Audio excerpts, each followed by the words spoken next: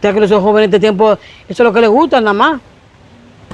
No Así quieren mismo. trabajar, no quieren estudiar, no quieren hacer nada. Que le vaya de que recogiendo su ropa, que él viene a buscarla. ¿Cómo va a ser? Al parecer fue que encontró la casa, él me dijo que estaba buscando si él se va, fue porque se la van a entregar. Bueno, pues mira, eso está muy bien. Me alegra de que él haya decidido mudarse, eso está muy bien. Mejor de ahí Claro, se daña. si usted no hubiera actuado, él no hubiera entrado en razón, porque yo Claro. le dije a él que es lo que estaba haciendo, eso molestaba, y él encegado decía que no, que él es su hijo, di que mami. Sí, él es y mi por hijo, eso- pero aunque sea mi hijo, usted sabe que los hijos uno no puede todo apoyárselo, hay que decir las cosas como son. Exactamente por eso él no tenía que estar haciendo y deshaciendo ahí en esa casa.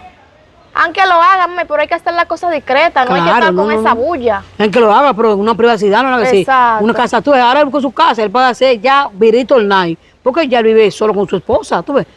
Yo voy a estar solo en su casa, no ve nadie que lo moleste. Por Claro. eso está muy bien Pero por está él. bien, mami, venga, déjeme ir a comprar el botellón No, de no, agua y no, no. usted le va preparando Está la bien, ropa. está bien, me lo voy a llevar el botellón. Yo lo que voy a hacer como